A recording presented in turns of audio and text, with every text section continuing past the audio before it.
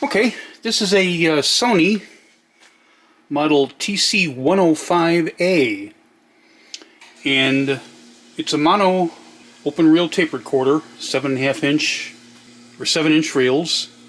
It's 3-speed, 7.5 inches per second, 3 3/4, and 1 7/8 inches per second.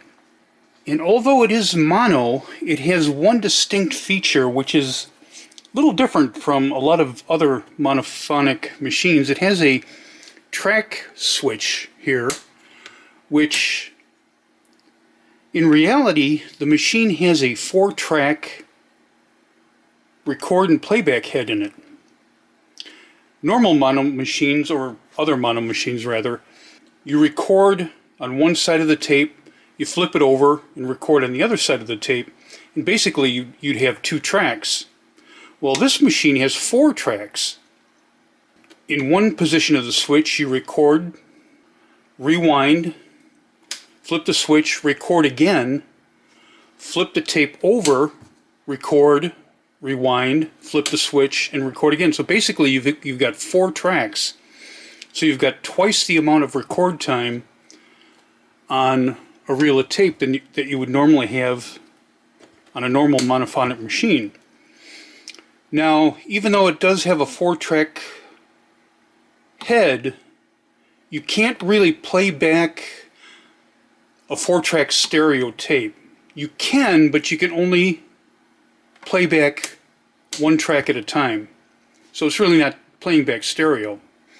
The interesting thing is, if Sony wanted to, all they would have to do is put another amplifier in here, or in the machine, and you'd have stereo. You'd have 4-track stereo. And I think, if I'm not mistaken, I've seen different models of this machine that actually is stereo. So again, it's got a 4-track head, and it's a rather unique recording system for mono.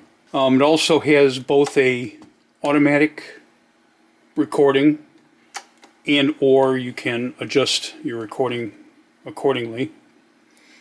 And I've got a little recording on here that will demonstrate the machine. Let's see if we can get this going.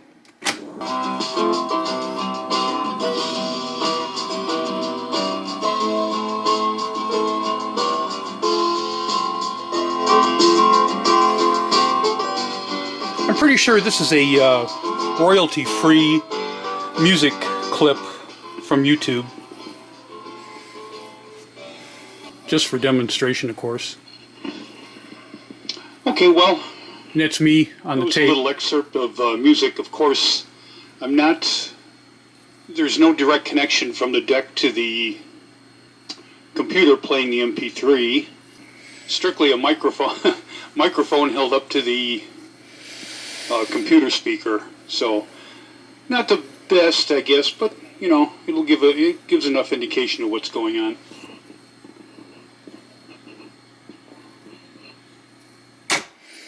It's me doing a little narration on the tape.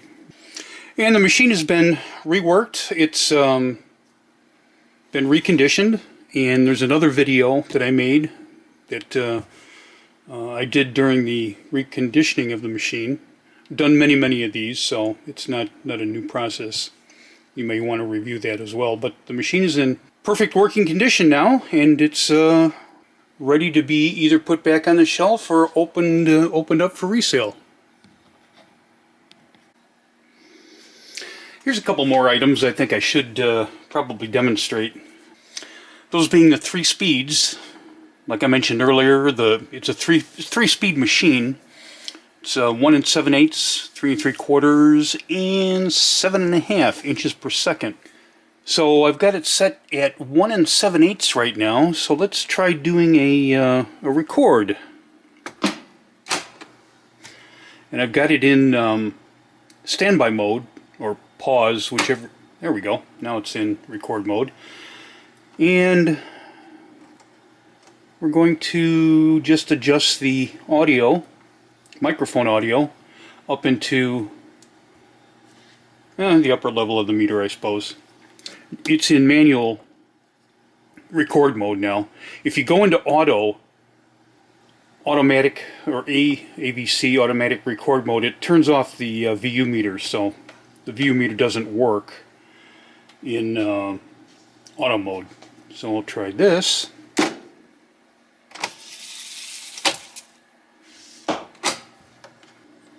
We're going to just adjust the audio, microphone audio, 1 7/8 to the upper level of the meter, I suppose.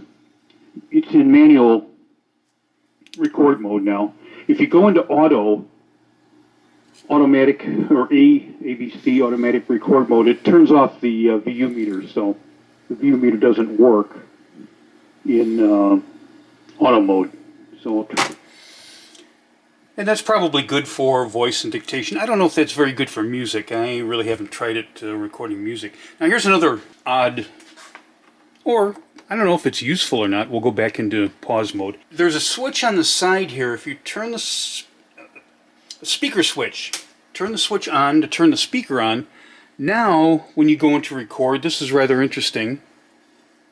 It has what they call a PA level, or a PA function. And of course it gets really loud. There's a lot of audio.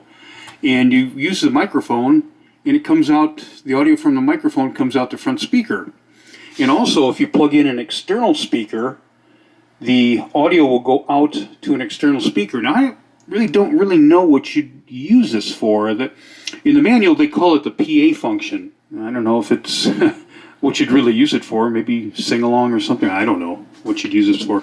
And the audio is adjusted with the record level. And of course, we're in standby mode, so the tape isn't turning. And you get too high, you can get feedback. And there's a lot of audio. This thing is it really has a lot of audio. So that's another, if it's a useful feature or not, but it's in the system. One thing I did want to mention too is internally there's really a hefty flywheel in this machine. I don't know, it's almost a pound. It's a huge flywheel, which is really nice. The issue though is when you start recording and start playback, it takes a second for that flywheel to start coming up. It doesn't run constantly with the motor or the AC power on. So it takes a few seconds for that, or probably about 1.5 seconds, 2 seconds for that to come up. It's not a fault of the machine, it's just physics getting that flywheel going. So the best way to get around that is prior to recording, or playback for that matter, but mostly for recording, put it into pause mode, then you go into forward, the flywheel spins up, and then when you come out of pause mode, everything is ready to go. And the same thing happens in playback as well. You want to,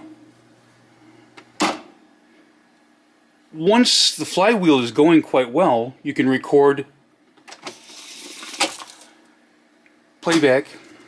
And we're going to just adjust the audio, microphone audio, up into the upper level. Now the flywheel's already spinning, so you can, after you record, rewind, and go into play, you don't have to do the pause mode. But it's usually a good idea to do that when you first start recording, to go into pause, go into the record mode, wait a second, then come out of the pause mode, and that gives it time for the flywheel to come up. It's not a defect, it's just a function of the machine. That's the way it was designed, that's how it works. And of course we have full rewind. Fast forward.